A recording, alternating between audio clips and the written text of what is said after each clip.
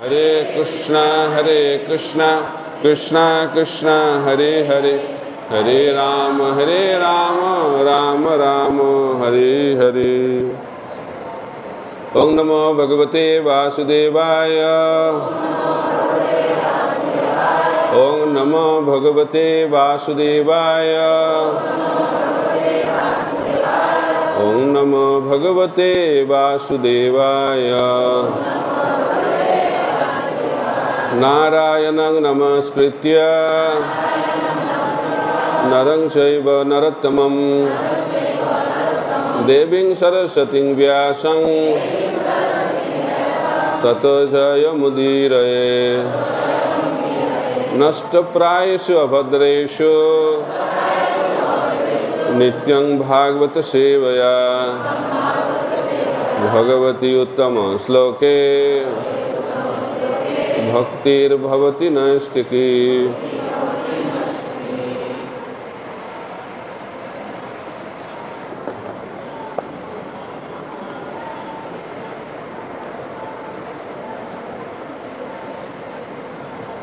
तो आज আমরা শ্রীমদ্ ভাগবত সপ্তম স্কন্দ সপ্তম অধ্যায় 33 নম্বর শ্লোক থেকে পাঠ করে শ্রবণ করব। যেহেতু আগামী পরশু ভগবান শ্রী নৃসিংহদেবের শুভ আবির্ভাব তিথি, সেই উপলক্ষে আজ থেকে নৃসিংহদেবের উপর আলোচনা শুরু হচ্ছে। তো আজকের এই শ্লোক থেকে আমরা আলোচনা করার চেষ্টা করব। এবং নির্জিত সর্বর্গে ক্রিয়তে ভক্তিরীশ্বরে वासुदेवे भगवती जया संलभते रतिः। एवं निर्जित सर्वर्गे क्रियते भक्तिरीश्वरे वासुदेवे भगवती जया संलभते रतिः। एवं निर्जित सर्वर्गे क्रियते भक्तिरीश्वरे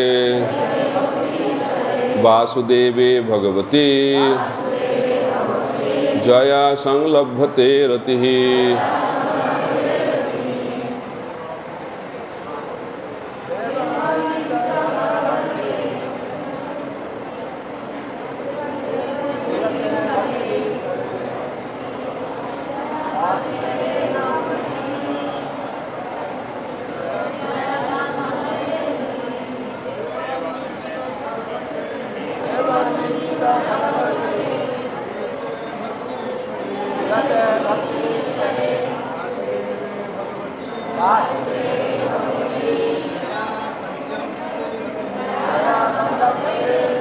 हरे कृष्ण। एवं এইভাবে নির্জিত দমন করে সর্বর্গে ইন্দ্রিয়ের 6টি লক্ষণ কাম, ক্রোধ, লোভ, মোহ, মদ এবং মাৎসর্য দ্বারা ক্রিয়তে করা হয় ভক্তি ঈশ্বরে परम नियंता वासुदेवे श्री वासुदेव के भगवती भगवान जया जार द्वारा संलभते लाभ है रति आसक्ति। এই শ্লোকের অনুবাদ এবং তাৎপর্য শিল প্রভুপাদকৃত অনুবাদ।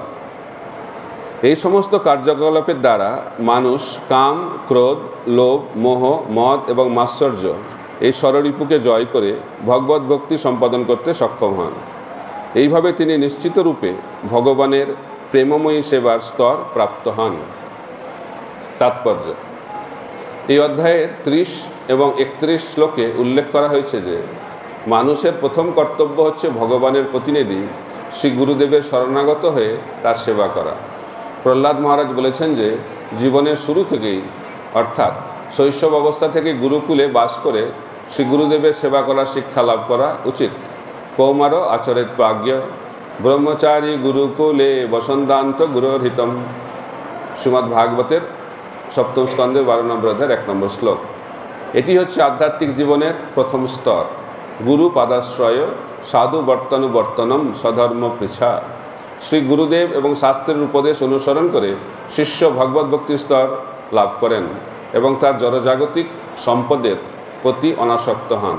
তার যা কিছু সম্পদ সেই সবই শ্রী গুরুদেবকে নিবেদন করেন, যিনি তাকে শ্রবণম কীর্তনম বিষ্ণু এই পন্থায় যুক্ত করেন। শিষ্য নিষ্ঠা সহকারে তা অনুসরণ করেন এবং এইভাবে তিনি ইন্দ্রিয় দমন করতে শেখেন। তারপর তার বিশুদ্ধ বুদ্ধির সাহায্যে তিনি ধীরে ধীরে ভগবানের প্রেমিকে পরিণত হন। সেই কথা প্রতিপন্ন করে শ্রীরূপ গোস্বামী বলেছেন, আদৌ শ্রদ্ধা তথা সাধুসঙ্গ। এইভাবে মানুষ পারমার্থিক সিদ্ধি লাভ করেন এবং শ্রীকৃষ্ণের প্রতি তার আসক্তি প্রকট হয়। তখন তিনি ভাব এবং অনুভব করে দিব্য আনন্দের স্তর প্রাপ্ত হন। সেই কথা পরবর্তী শ্লোকে বিশ্লেষণ করা হয়েছে। মুকম করতি বাচালম পঙ্গুলঙ্ঘায়তে গিরিং যৎকৃপাতমহং বন্দে শ্রীগুরুং দীনতারিণম পরমানন্দ মাধবম শ্রী চৈতন্য ঈশ্বরম। হরে কৃষ্ণ। আগামী পরশু ভগবান শ্রী নৃসিংহদেবের শুভ আবির্ভাব তিথি, নৃসিংহ চতুর্দশী মহামহোৎসব। এই উপলক্ষে আমরা এখন আমাদের চেতনাকে নৃসিংহ চেতনায় পরিণত করার চেষ্টা করব। তো ভগবানের অনন্ত স্বরূপ রয়েছে, রূপ গোস্বামী ব্যাখ্যা করছেন, তার মধ্যে মুখ্য হচ্ছে তিনটি: কৃষ্ণ ভগবান, রামচন্দ্র ভগবান এবং নৃসিংহদেব ভগবান। ভগবান শ্রীকৃষ্ণ ভগবদ্গীতাতে বলছেন, পরিত্রাণায় সাধুনাং বিনাশায় চ দুষ্কৃতম ধর্ম সংস্থাপনার্থায় সম্ভবামি যুগে যুগে। কৃষ্ণ ভগবান বলছেন যে তিনি প্রতিযুগে অবতীর্ণ হন। তো প্রতিযুগে যিনি অবতীর্ণ হন সেটি হচ্ছেন ভগবানের যুগাবতার। সত্যযুগে, ত্রেতা যুগে, দ্বাপর যুগে, কলিযুগে ভগবান অবতীর্ণ হন। কিন্তু কৃষ্ণ তিনি অবতার নন, তিনি হচ্ছেন স্বয়ং ভগবান। এতে চাংশ কলাপুংস কৃষ্ণস্তু ভগবান স্বয়ং ইন্দ্রারি ব্যাকুলম লোকম বিরয়ন্তি যুগে যুগে। তো স্বয়ং ভগবান কৃষ্ণ তিনি প্রতিযুগে অবতীর্ণ হন না, তিনি ব্রহ্মার একদিনে একবার অবতীর্ণ হন। ব্রহ্মার একদিনকে বলা হয় একটি কল্প। এক কল্প মানে 1000 চতুর্যুগ। এক চতুর্যুগ মানে হচ্ছে 43,20,000 বছর। তাকে 1000 দিয়ে গুণ করলে যত হয় সেটি হচ্ছে একটি কল্প, অর্থাৎ ব্রহ্মার একদিন, অর্থাৎ আমাদের 12 ঘন্টা। সেটা হচ্ছে ব্রহ্মার 12 ঘন্টা, 1000 চতুর্যুগ। তো 1000 চতুর্যুগে কৃষ্ণ ভগবান একবার অবতীর্ণ হন। তো যে শ্লোক গীতাতে বলা হয়েছে যুগে যুগে, সেটি কৃষ্ণের জন্য হবে কল্পে কল্পে। তিনি প্রতি কল্পে আবির্ভূত হন। রামচন্দ্র ভগবানও ব্রহ্মার একদিনে একবার অবতীর্ণ হন, তিনিও কল্পে কল্পে। আর নৃসিংহদেব ভগবানও ব্রহ্মার একদিনে একবার অবতীর্ণ হন। তো সেই কারণে এই তিনটি স্বরূপ হচ্ছে অত্যন্ত গুরুত্বপূর্ণ, বিরল এবং বিশেষ। আর শ্রীমদ্ ভাগবতের একটা পুরো স্কন্ধ, সপ্তম স্কন্ধ, নৃসিংহদেব সম্বন্ধে আলোচনা করা হচ্ছে। নৃসিংহদেব সম্বন্ধে কম আলোচনা করা হয়েছে, তার থেকে বেশি আলোচনা করা হয়েছে প্রহ্লাদ মহারাজ, এবং তার থেকে বেশি আলোচনা করা হয়েছে হিরণ্যকশিপু সম্বন্ধে। হিরণ্যকশিপু তো অসুর, তো তার সম্বন্ধে এত বিস্তারিতভাবে আলোচনা করা হয়েছে কেন? কারণ হিরণ্যকশিপুর কারণে নৃসিংহদেব আবির্ভূত হয়েছে। তো অনেকে বলবে হিরণ্যকশিপু হলেই ভালো, তাহলে তারা হিরণ্যকশিপু হলে তার সম্বন্ধে আলোচনা বেশি হচ্ছে ভাগবতে। তো হিরণ্যকশিপু হচ্ছেন অসুর, কিন্তু সেই ধরনের অসুর হওয়া অত্যন্ত বিরল, অত সহজ নয়। তো হিরণ্যকশিপু আর প্রহ্লাদ, এই দুটো চরিত্র নিয়ে আজকে আমরা আলোচনা করব। দুটি বিপরীতমুখী চরিত্র। প্রহ্লাদ হচ্ছেন মহান ভক্ত, আর হিরণ্যকশিপু হচ্ছেন ভয়ানক অসুর। মহান বলাটা ঠিক হবে না, ভয়ানক অসুর। তো হিরণ্য মানে হচ্ছে সোনা, আর কশিপু মানে হচ্ছে নরম বিছানা। নাম থেকেই বোঝা যাচ্ছে যে হিরণ্যকশিপুর কার্যকলাপ কী ছিল। আসরিক কার্যকলাপ মানে হচ্ছে অর্থ এবং যৌন সুখভোগ। কনক এবং কামিনী এই জগতের আনন্দের উৎস হচ্ছে কনক এবং কামিনী। আর অসুরেরা এই দুটি বিষয়ের প্রতি বিশেষভাবে আসক্ত। আর এই আসক্তি হচ্ছে জড়জগতের বদ্ধ অবস্থার প্রধান কারণ। শ্রীল ভক্তি সিদ্ধান্ত সরস্বতী ঠাকুর প্রভুপাদ বলছেন, বৈষ্ণবকে কনক কামিনী প্রতিষ্ঠা বাগিনী ছাড়িয়াছে যে সেই তো বৈষ্ণব। বৈষ্ণব হতে গেলে তিনটে জিনিস ছাড়তে হবে, কনক, কামিনী আর প্রতিষ্ঠা। কনক ছাড়া কঠিন, কামিনী ছাড়া আরও কঠিন, প্রতিষ্ঠা ছাড়া আরও কঠিন, প্রায় অসম্ভব। তো যারা বৈষ্ণব হতে চায় তারা কনককে ছেড়ে দেয়, কামিনীকেও অনেক কষ্ট করে ছেড়ে দেয়, কিন্তু প্রতিষ্ঠাতে গিয়ে আটকে যায় এবং সেই আটকানো অবস্থাকে অতিক্রম করতে অনেক জন্ম লেগে যেতে পারে। কিন্তু এই তিনটেকে না ছাড়লে আমরা বৈষ্ণব হতে পারবো না, আর বৈষ্ণব না হলে ভগবানের কাছে আমরা পৌঁছতে পারবো না। তো হিরণ্যকশিপু হচ্ছেন একজন অসুর এবং তিনি হচ্ছেন এই জড়জগতের ভোগে তীব্রভাবে আসক্ত এবং তিনি হচ্ছেন বিষ্ণু বিরোধী, ভগবানের বিরোধী। যারা ভগবানকে মানেন তাদেরকে বলা হয় সুর, আর যারা ভগবানকে মানেন না তাদেরকে বলা হয় অসুর। হিরণ্যকশিপু ভগবত বিদ্বেষী। কেন? তার খুব ক্রোধ। কার প্রতি? বিষ্ণুর প্রতি। কেন বিষ্ণুর প্রতি ক্রোধ? কারণ বিষ্ণু তার ভাই হিরণ্যকশিপুর ভাই হিরণ্যাক্ষকে হত্যা করেছে।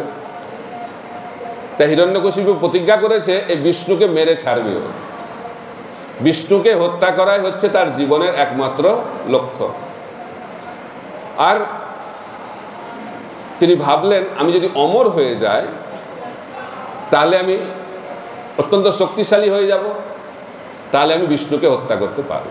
এটা হচ্ছে অসুর বুদ্ধি। অসুরেরা ভাবে যে অমর হয়ে যাব নিজের চেষ্টায়, কিন্তু অসুর হলেও হিরণ্যকশিপু জানে যদি আমি অমর হতে চাই তাহলে আমার কৃপা লাগবে। তো কার কৃপা লাগবে? ভাবলেন যে ব্রহ্মাই হচ্ছে মহান ব্যক্তি, এই ব্রহ্মাণ্ডের শ্রেষ্ঠ ব্যক্তি হচ্ছেন ব্রহ্মা।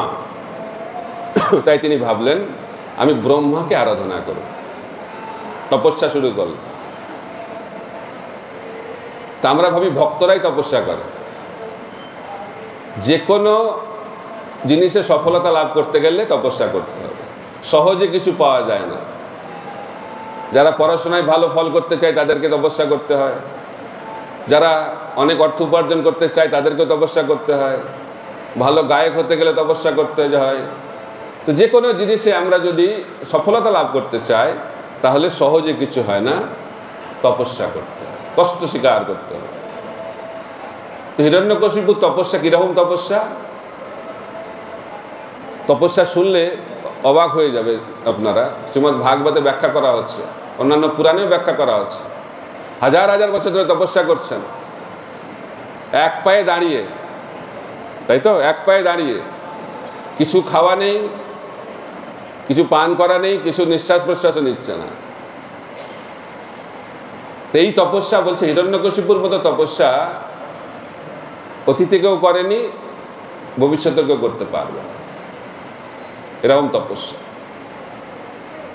তপস্যা 4 স্তরে হয়: তামসিক তপস্যা, রাজসিক তপস্যা, সাত্ত্বিক তপস্যা এবং শুদ্ধ সাত্ত্বিক তপস্যা। তামসিক তপস্যাটা কীরকম?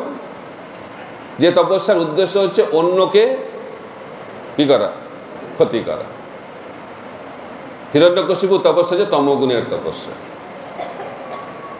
কারণ হিরণ্যকশিপু ভাবছে আমি তপস্যা করে শক্তি লাভ করব এবং বিষ্ণুকে হত্যা করব এবং বিষ্ণু ভক্তদের জীবনকে হয়রানি করব। এটা হচ্ছে তামসিক তপস্যা। রাজনৈতিক তপস্যা কি? আমি কিছু একটা হতে চাই, আমি এটা কিছু বড় কিছু হব, নিজের ইচ্ছাকে পূর্ণ করার জন্য যে তপস্যা সেটা হচ্ছে রাজনৈতিক তপস্যা। আমাকে সম্মান করবে লোকে, আমি কত বড় তপস্বী। এইভাবে রাজসিক তপস্যা। সত্যগুণে তপস্যা কি? অন্যের ভালো করার জন্য, অন্যের হিত চিন্তা করে যে তপস্যা, সেটা বলে সাত্ত্বিক তপস্যা। আর কৃষ্ণকে আনন্দ দেওয়ার জন্য যে তপস্যা, সেটা হচ্ছে শুদ্ধ সাত্ত্বিক বা আধ্যাত্মিক তপস্যা। তাই ভক্তরা তপস্যা করবে কেন? ভগবানকে সন্তুষ্ট করার জন্য, আর কমপক্ষে অন্যের ভালোর জন্য। নিজের স্বার্থ এবং অন্যের হানি করার জন্য তপস্যা করাটা বাঞ্ছনীয় নয়, কারণ সেটি হচ্ছে আসুরিক তপস্যা। তো হিরণ্যকশিপুর যে তপস্যা, সেটি হচ্ছে আসুরিক তপস্যা। তপস্যায় তিনি সফল হয়েছেন, চারিদিকে ত্রাহি ত্রাহি হয়ে গেছে। তো ভগবানের কাছে গেছে, বলছে আপনি দয়া করে কিছু করুন।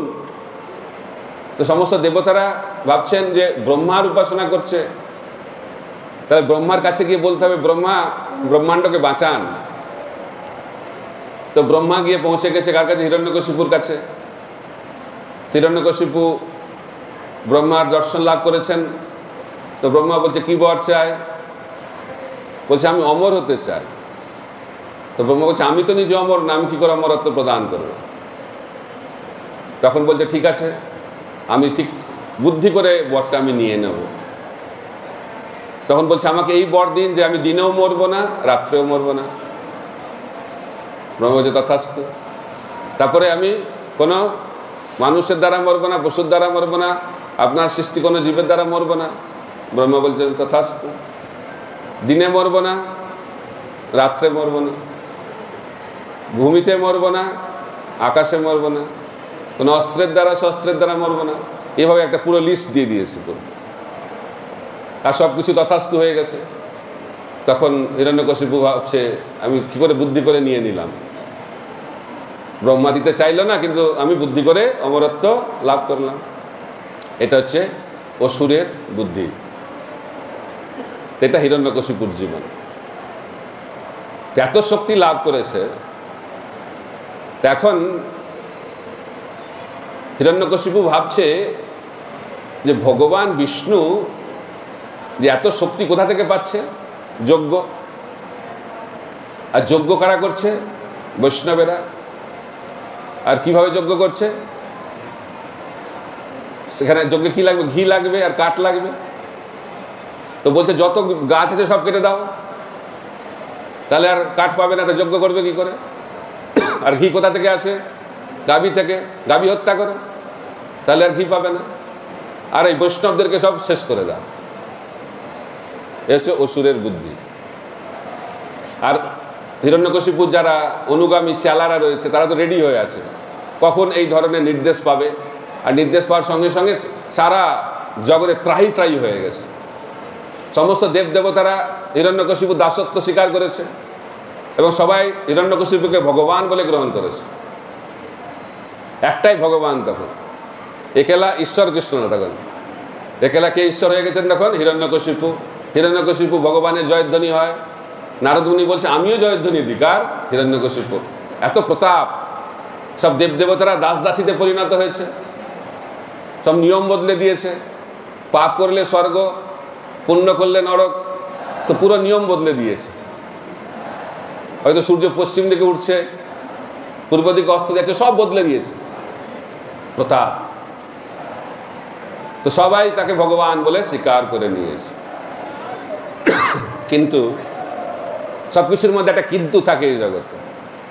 কিন্তু তার ছেলে প্রহ্লাদ 5 বছরের বাচ্চা। তো 5 বছরের বাচ্চাকে যখন হিরণ্যকশিপু জিজ্ঞেস করছে যে তুমি যে এত কিছু শিখেছ, তার মধ্যে সর্বশ্রেষ্ঠ শিক্ষাটা কি? তখন বলেছে যে যারা গৃহের প্রতি আসক্ত, হে অসুর শ্রেষ্ঠ, তাদের কর্তব্য হচ্ছে এই গৃহত্যাগ করে বনে চলে যাওয়া। কি অবস্থা হিরণ্যকশিপুর! তো ভাবছে যে বাচ্চা ভুলভাল বলছে। তাদের গুরু ষণ্ড অমরকে বলছে, কি শিখিয়েছ? না, আমরা শেখাইনি, ওরা ভয়ে ভয়ে মরছে, আমরা শেখাইনি, কোথা থেকে শিখেছে জানি না। বলছে, ভালো করে সিকিউরিটি গার্ড দিয়ে দাও, যাতে কোনো বৈষ্ণব গুরুকুলে ঢুকতে না পারে। আবার নিয়ে এসেছে, তো এখন শিক্ষা দিচ্ছে। এখন আবার যে তুমি কি শিখেছ? তখন বলছে শ্রবণম কীর্তনম বিষ্ণু স্মরণম পাদ সেবনম অর্চনম বন্দনম দাস্যম সক্ষম আত্মনিবেদনম, নববিধা ভক্তির কথা বলছে। তো খুব রেগে গেছে হিরণ্যকশিপু। এইভাবে হিরণ্যকশিপুর জীবনটা ভগবত বিরোধী এবং ভগবত ভক্ত বিরোধীতে পরিণত হয়েছে। এটা হচ্ছে হিরণ্যকশিপু।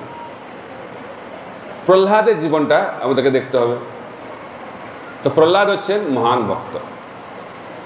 কিরকম ভক্ত প্রহ্লাদ? প্রহ্লাদ হচ্ছেন নিত্যসিদ্ধ এবং সাধন সিদ্ধ ভক্তের দুটি স্বরূপ একত্রিতভাবে প্রহ্লাদ মহারাজ রূপে আবির্ভূত হয়েছে। সাধনা ভক্তি, আর সাধনা ভক্তির ফল হচ্ছে সিদ্ধি। সাধনা ভক্তি থেকে হয় রতির উদয়, রতি গাঢ় হইলে তারে প্রেম নাম কয়। তা আমরা যে সাধনা ভক্তি করি তার উদ্দেশ্যটা কি? উদ্দেশ্যটা হচ্ছে প্রেম ভক্তি লাভ করা। প্রেম ভক্তি মানে কৃষ্ণের প্রতি স্বতঃস্ফূর্ত আকর্ষণ।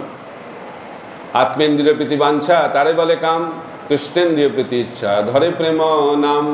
তো কৃষ্ণ প্রেম মানে হচ্ছে আমরা যা কিছু করব ভগবানকে সন্তুষ্ট করার জন্য করব, এটা হচ্ছে কৃষ্ণ প্রেম।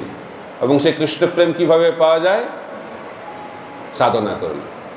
ভজনের মধ্যে শ্রেষ্ঠ নববিধা ভক্তি, কৃষ্ণ প্রেম কৃষ্ণ দিতে ধরে মহাশক্তি। তার মধ্যে সর্বশ্রেষ্ঠ নাম সংকীর্তন, নিরাপরাধে নাম লইলে পাই প্রেম ধন। বলা হচ্ছে ভজনের অনেক অঙ্গ রয়েছে। ভজন আর ভোজন দুটো জিনিস রয়েছে। ভোজন মানে হচ্ছে শরীরের জন্য যা লাগে সেটা হচ্ছে ভোজন, আর আত্মার জন্য যেটা লাগে সেটা হচ্ছে ভজন। এই জগতের মানুষ ভোজনের প্রতি বেশি আসক্ত, ভজনে কোনো উৎসাহ নেই। এটা হচ্ছে এই ভৌতিক সংসারের লক্ষণ। কিন্তু কৃষ্ণ প্রেম লাভ করতে গেলে আমাদেরকে ভজন করতে হবে। ভজনের অনেক অঙ্গ রয়েছে। সনাতন গোস্বামী অনেক অঙ্গের কথা বলেছেন, রূপ গোস্বামী 64টি অঙ্গের কথা বলেছেন। কিন্তু বলা হচ্ছে ভজনের মধ্যে শ্রেষ্ঠ নববিধা ভক্তি। প্রহ্লাদ মহারাজ যেটি বলেছেন, শ্রবণম কীর্তনম বিষ্ণু স্মরণম পাদ সেবনম অর্চনম বন্দনম দাস্যম সক্ষম আত্মনিবেদনম, এটা হচ্ছে নবদা ভক্তি। এই নবদা ভক্তি শ্রেষ্ঠ কেন? কৃষ্ণ প্রেম কৃষ্ণ দিতে ধরে মহাশক্তি। এই নবদা ভক্তির মধ্যে কৃষ্ণ প্রেম এবং কৃষ্ণ দেওয়ার শক্তি রয়েছে। তারপরে বলা যায় তার মধ্যে সর্বশ্রেষ্ঠ নাম সংকীর্তন। এই নববিধা ভক্তির মধ্যে শ্রেষ্ঠ হচ্ছে নাম সংকীর্তন। আর অপরাধ শূন্য হয়ে যদি আমরা শুদ্ধভাবে নাম করতে পারি তাহলে অচিরাত আমরা কৃষ্ণ প্রেম লাভ করব। এটা হচ্ছে সিদ্ধান্ত। তো সাধন এবং সিদ্ধি। সাধন মানে হচ্ছে আদৌ শ্রদ্ধা, তত সাধুসঙ্গ, ভজন ক্রিয়া, অনর্থ নিবৃত্তি, নিষ্ঠা, রুচি, আসক্তি। এই শ্রদ্ধা থেকে আসক্তি হচ্ছে সাধনা ভক্তি। তারপরে হচ্ছে ভাব ভক্তি, তারপরে হচ্ছে প্রেম ভক্তি। তো এই শ্লোকে যে শ্লোকটা আজকে আমরা পাঠ করলাম সেখানে বলা হচ্ছে, প্রভুপাদ তাৎপর্য বলছেন আমাদের ভজন কখন শুরু হয়? গুরুপাদা আশ্রয়। সদ্গুরু চরণে যখন আমরা আশ্রয় গ্রহণ করি, সদ্গুরু আমাদেরকে ভজন ক্রিয়া প্রদান করেন, নবদা ভক্তি প্রদান করেন, বিশেষ করে শ্রবণ কীর্তন। এখন এই সাধনা করতে করতে যখন আমরা সিদ্ধি লাভ করব সেটাকে বলা হয় কৃষ্ণ প্রেম, সেটা হচ্ছে সিদ্ধি। তো তিন ধরনের সিদ্ধি রয়েছে, সাধনা সিদ্ধি, তারপরে কৃপা সিদ্ধি আর নিত্য সিদ্ধি। অর্থাৎ তিন ধরনের ভক্ত, সাধনা সিদ্ধ, কৃপা সিদ্ধ, নিত্য সিদ্ধ। নিত্য সিদ্ধ মানে যারা চিন্ময় জগতে নিত্যকাল ভগবানের সেবায় যুক্ত আছেন, তারা হচ্ছে নিত্য সিদ্ধ। আর সাধনা করে যারা সিদ্ধি লাভ করেছেন সেটি হচ্ছে সাধনা সিদ্ধ। আর ভগবানের কৃপা, অহৈতুকী কৃপা, জগায় মাধায়, কিছু করেনি, খালি পাপ করেছে, কিন্তু নিত্যানন্দ প্রভু ভাবলেন এই দুজনকে উদ্ধার করতে হবে, কৃপা পেয়ে গেলেন। এটা হচ্ছে কৃপা সিদ্ধি। তো কৃপা সিদ্ধিটা অত্যন্ত বিরল। নিত্য সিদ্ধ ভক্ত এই জগতে বিরল, সাধন সিদ্ধ ভক্ত বিরল। তো সাধন সিদ্ধটা হচ্ছে এই জগতের নিয়ম। আমরা যদি সিদ্ধি লাভ করতে চাই তাহলে আমাদেরকে সাধনা করতে হবে। তো প্রহ্লাদ মহারাজ যে স্বরূপটা, তিনি হচ্ছে নিত্য সিদ্ধ এবং সাধন সিদ্ধ, দুটো স্বরূপ একসঙ্গে আবির্ভূত হয়েছে। তার তার প্রমাণটা কি? সিদ্ধ যারা, তাদের একটা মুখ্য বৈশিষ্ট্য হচ্ছে সেই ভক্ত কখনো কৃষ্ণ বিস্মৃতি তার কখনো হয় না, সবসময় কৃষ্ণ স্মরণ করা 24 ঘন্টা। সেটি হচ্ছে যারা সিদ্ধি লাভ করেছে সেই সমস্ত ভক্তের লক্ষণ। তো প্রহ্লাদ মহারাজ জন্ম থেকেই কৃষ্ণ স্মরণ করছে 24 ঘন্টা, আর কৃষ্ণ স্মরণটাই হচ্ছে সিদ্ধ ভক্তের প্রধান লক্ষণ। শ্রবণ কীর্তন স্মরণ, শ্রবণ করে সিদ্ধি লাভ করেছেন পরীক্ষিত মহারাজ, কীর্তন করে সিদ্ধি লাভ করেছেন সুখদেব গোস্বামী, আর স্মরণ করার যে পন্থা তার উদাহরণ হচ্ছেন প্রহ্লাদ মহারাজ। আর কৃষ্ণকে স্মরণ করা হচ্ছে বেদের সার। রূপ গোস্বামী বলছেন যে সবসময় কৃষ্ণ চিন্তায় মগ্ন থাকো, এক মুহূর্তের জন্যও কৃষ্ণকে ভুলে যেও না। এটা হচ্ছে আমাদের ভক্তির উদ্দেশ্য। কারণ যদি কৃষ্ণ স্মরণ না হয় তাহলে তো আমরা ভগবত ধামে প্রবেশ অধিকার লাভ করতে পারবো না। আর কৃষ্ণ স্মরণ যদি না করি তাহলে অন্য কিছু স্মরণ হবে, কারণ মন কারো না কিছু চিন্তা করতেই থাকবে। মনের কাজ হচ্ছে চিন্তা করা বা ধ্যান করা। যদি আমরা ভগবানের ধ্যান করি তাহলে আমরা ভগবত ধামে যাব, আর যদি বিষয়ের ধ্যান করি তাহলে আমরা নিচে যাব, নিম্নলোকে গমন করব। তাই আমাদের চেতনাকে যদি আমরা উন্নত করতে চাই, আমাদের গতি যদি আমরা উপরের দিকে নিয়ে যেতে চাই, তাহলে মনটাকে ভগবানে লাগাতে হবে। আর প্রহ্লাদ মহারাজ হচ্ছেন সেই ভক্ত যিনি সবসময় কৃষ্ণ চিন্তায় মগ্ন। ভগবদ গীতাতে দৈব গুণাবলী এবং আসুরিক গুণাবলী ব্যাখ্যা করছেন কৃষ্ণ। দৈব গুণাবলীর প্রথম গুণ হচ্ছে অভয়ম, অভয়। অর্থাৎ যিনি ভক্ত, শুদ্ধ ভক্ত, যিনি দৈব গুণাবলীতে বিভূষিত, তার প্রধান গুণ হচ্ছে অভয়ম, তার কোনো ভয় থাকবে না জীবনে। এই জড়জগৎ হচ্ছে ভয়ের জগৎ। কেন ভয়ের জগৎ? কারণ আমাদের মনটা ভগবানে লাগাই না আমরা। মন যখন ভগবানে লাগবে না তখন ভয় হবে। আর যেহেতু ভগবানের শুদ্ধ ভক্তরা সবসময় কৃষ্ণ চিন্তায় মগ্ন থাকেন, সেই কারণে তারা ভয় থেকে মুক্ত। আমাদের ভয় কিসের ভয়? অনেক ধরনের ভয়। হারানোর ভয়, যাদের টাকা আছে টাকা হারানোর ভয়, যাদের পদ আছে পদ হারানোর ভয়, যাদের কি আছে সৌন্দর্য আছে সৌন্দর্য হারানোর ভয়, অন্তিমে এই শরীরটা হারানোর ভয়, মৃত্যু ভয়। সবসময় ভয়, এই গেল এই গেল। আর কিসের ভয়? কি হবে। গীতা পড়ার পরেও চিন্তা, খুব চিন্তা, ভয়, কি হবে কি হবে, আমাকে কে দেখবে, বয়স হয়ে গেলে কে দেখবে, এখন কে দেখবে, এটা চিন্তা, ঠিক না?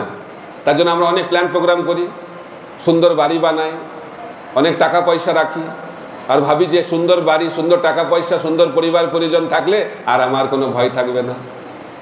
এটা হচ্ছে সব থেকে বড় মূর্খামি।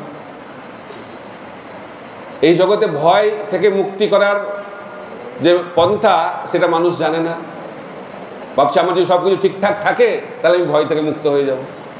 হবে? যেখানেই যাই না কেন মরতে তো হবে। আর এই মৃত্যু ভয় সবসময় আমাদেরকে তাড়িয়ে নিয়ে বেড়াবে। তো এই ভয় থেকে মুক্তি লাভের কি উপায়? অভয়। কে অভয় দিতে পারে? নৃসিংহদেব ভগবান আমাদেরকে অভয় প্রদান করতে পারে, কোনো ভয় নেই। প্রহ্লাদ নির্ভীক, 5 বছরের ছেলে, 5 বছরের ছেলে হিরণ্যকশিপুকে জ্ঞান দিচ্ছে, ঠিক আছে? আর হিরণ্যকশিপু ক্রোধান্বিত হয়ে বলছে যে একে হত্যা কর। যত প্রকারের উপায় আছে হত্যা করার জন্য চেষ্টা করা হচ্ছে, কিন্তু প্রহ্লাদের কোনো ভয় নেই। কেন ভয় নেই? আগুনে ফেলছে, ঠান্ডা লাগছে, বিষ অর্থাৎ সর্পদংশন হচ্ছে, অমৃত হয়ে যাচ্ছে। অদ্ভুত অদ্ভুত ব্যাপার। উপর থেকে পাহাড় থেকে জলে ফেলছে, কিছু হচ্ছে না। তারপরে হাতির পায়ের তলায় রাখছে, কিছু হচ্ছে না। কি করে সম্ভব? কারণ প্রহ্লাদের পুরো শরীরটা কৃষ্ণময় হয়ে গেছে, কারণ তিনি কৃষ্ণ চিন্তায় মগ্ন। এটা হচ্ছে কৃষ্ণ ভাবনামৃত। তো যখন আমার মনটা কৃষ্ণে আবিষ্ট হয়ে যাবে, তখন ভয় সেখানে প্রবেশ করবে কি করে? ভয় কোথায় প্রবেশ করে? যেখানে কৃষ্ণ বিস্মৃতি রয়েছে। কৃষ্ণ বিস্মৃতি হচ্ছে ভয়ের কারণ। সেই কারণে কুন্তী দেবী বলছেন না, বারবার আমাকে সেই বিপদগুলো দাও, কারণ এখন আমার ভয় হচ্ছে, কারণ তুমি থাকবে না। সেটা হচ্ছে ভয়। এই জগতের বিপদটা ভয়ের কারণ নয়। ভয়ের আসল কারণটা কি? কৃষ্ণবিহীন জীবন হচ্ছে ভয়ের কারণ। তো সেই কারণে মহাপ্রভু বলছেন, আমি বিনা বন্ধু আর কি আছে তোমার। তাই কৃষ্ণকে আমাদের বন্ধু হিসেবে গ্রহণ করতে হবে, উপলব্ধি করতে হবে যে তিনি হচ্ছেন আমাদের একমাত্র বন্ধু। যে কোনো পরিস্থিতিতে আমরা থাকি না কেন, ভগবান আমাদের সঙ্গে থাকবে। আমি কীট জন্ম গ্রহণ করলেও ভগবান আমাদের সঙ্গে থাকবে, দেবতার শরীর লাভ করলেও ভগবান আমাদের সঙ্গে থাকবে। পরমাত্মা হিসেবে আত্মার পাশে পাশে কে থাকেন? পরমাত্মা। দেখুন, আমরা এত গালি দিচ্ছি ভগবানকে অনাদিকাল ধরে, কিন্তু ভগবান আমাদেরকে ছাড়ছে। এটা হচ্ছে বন্ধু। এই জগতে আপনি কাউকে একটু খারাপ কথা বলবেন, আপনার ধারে কাছে আসবে না। 99টা ভালো কথা বলবেন, একটা খারাপ কথা বলে দেবেন, ওটাই মনে রাখবে, আর আপনার সঙ্গে সম্বন্ধ শেষ হয়ে যাবে।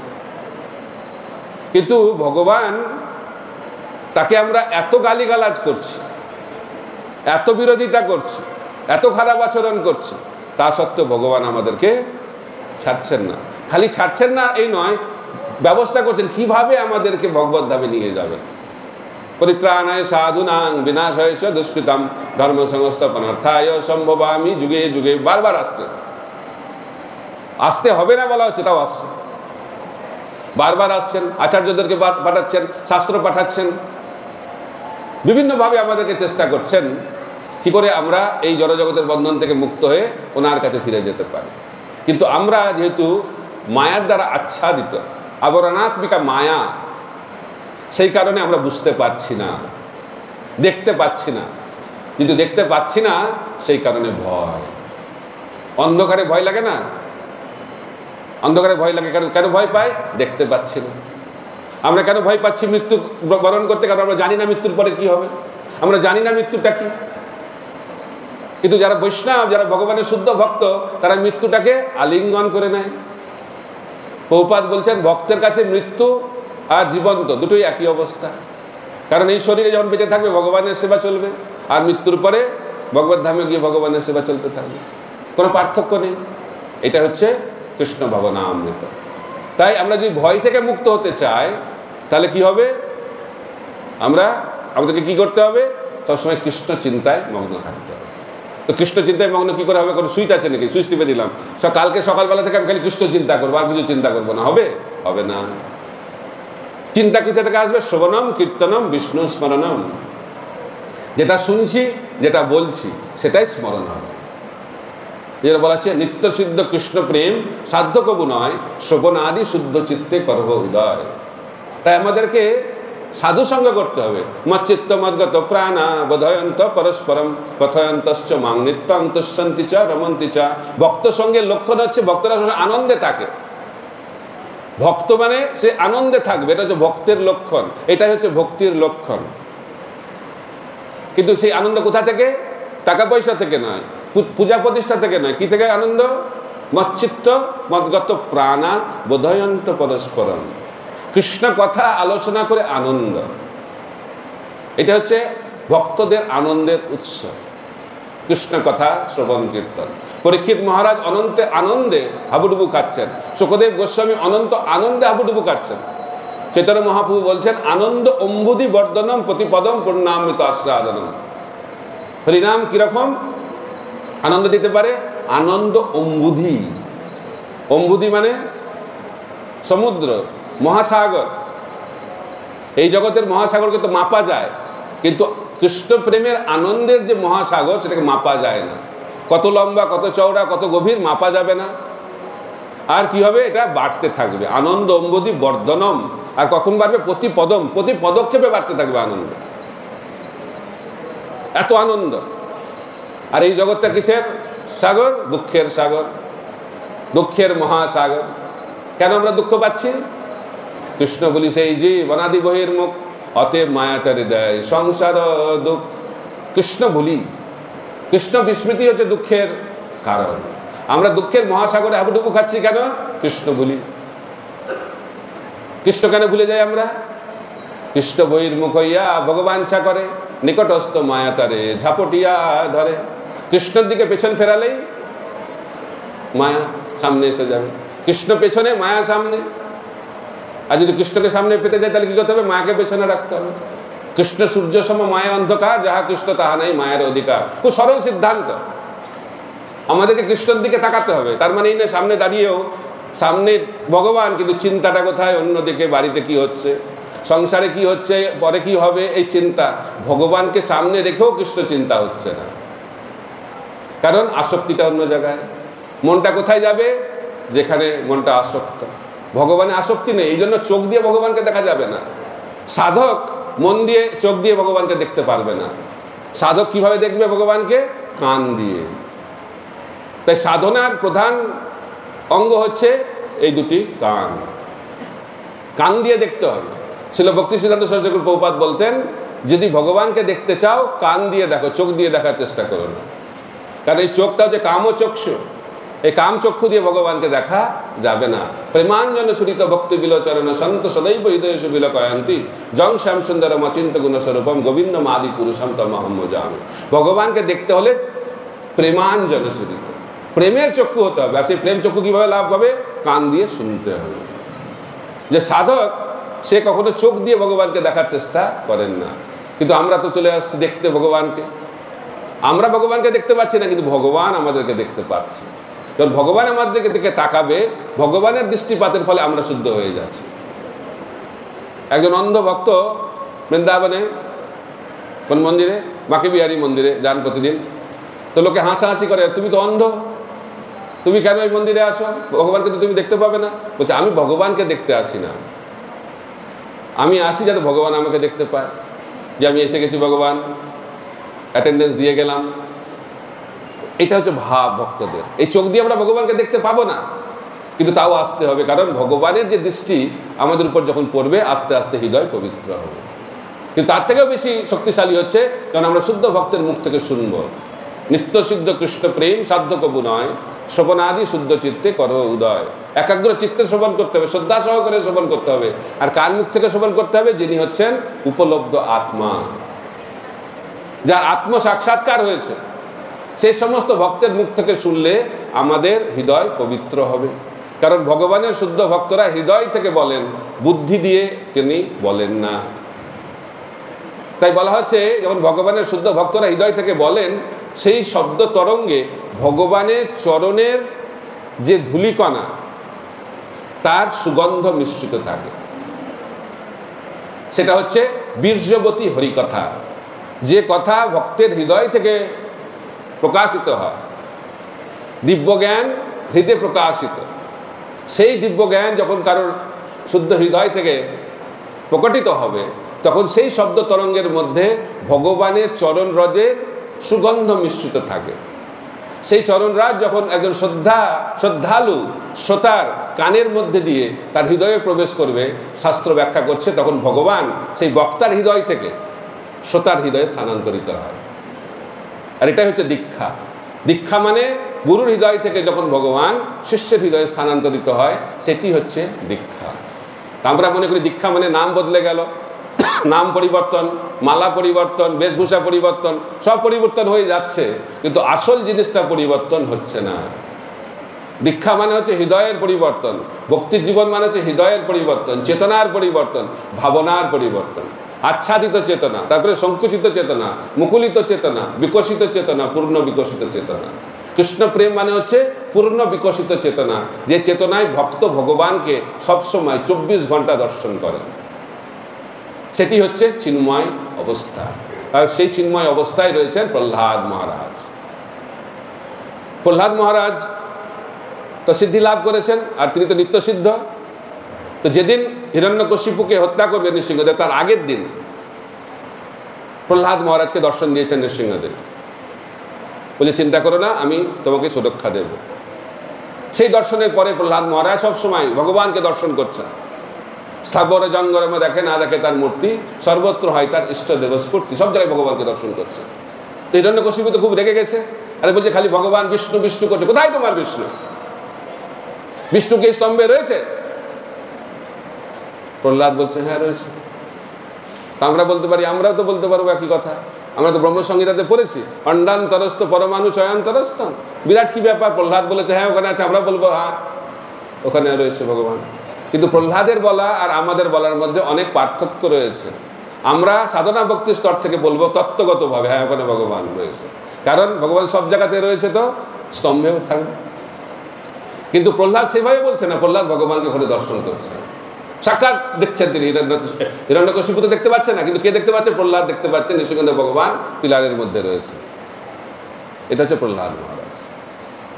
তাই প্রহ্লাদ মহারাজের কথাকে বাস্তবে সত্যিতে পরিণত করার জন্য, হিরণ্যকশিপুকে হত্যা করার জন্য নৃসিংহদেব ভগবান সেই পিলার থেকে আবির্ভূত হলেন।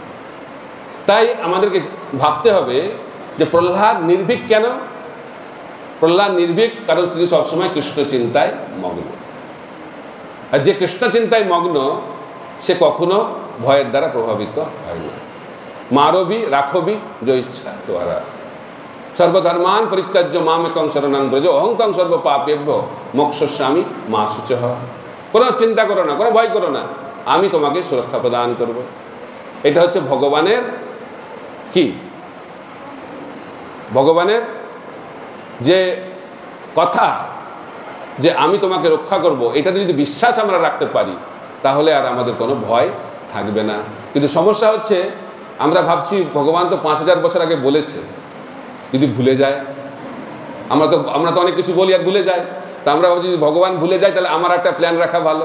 তো ভগবানের প্ল্যান এ আর আমার প্ল্যান বি, যদি প্ল্যান এ কাজ না করে আমার প্ল্যান বি রেডি। তো যাদের প্ল্যান বি রয়েছে তাদের প্ল্যানে কখনো কাজ করবে না। তাই ভগবানের প্ল্যান তখনই কাজ করবে যখন আমাদের জীবনে প্ল্যান বি থাকবে না। তাই আমাদের জীবন থেকে প্ল্যান বিটা সরিয়ে দিতে হবে। প্রহ্লাদ মহারাজের জীবন আমাদেরকে সেই শিক্ষা দিচ্ছে কি করে আমরা প্ল্যান বি থেকে দূরে থাকব। তাহলে ভগবানের যে সুরক্ষা তার উপর যখন আমরা নির্ভরশীল হব তখনই আমরা নির্ভীক হতে পারব। যদি নির্ভীক না হতে পারি তাহলে কৃষ্ণ ভাবনার ভিতর আনন্দ আমরা আস্বাদন করতে পারবো না। আমরা কেন আনন্দ পাচ্ছি না? তার কারণ আমাদের কৃষ্ণের কথায়, কৃষ্ণের প্রতিজ্ঞাতে বিশ্বাস পূর্ণরূপে না, অল্প অল্প আছে। যার যত এই কৃষ্ণের প্রতিজ্ঞাতে শ্রদ্ধা বাড়বে তত আমাদের জীবনে ভয় কমবে, আর যত ভয় কমবে তত আমরা আনন্দ আস্বাদন করতে পারবো। প্রহ্লাদ সবসময় আনন্দে থাকছেন, তার কারণ তিনি সবসময় নির্ভীক। কেন তিনি সবসময় নির্ভীক? কারণ তিনি সবসময় নৃসিংহদেবের চিন্তায় মগ্ন। হরে কৃষ্ণ কৃষ্ণ কৃষ্ণ হরে হরে, হরে রাম রাম রাম হরে হরে।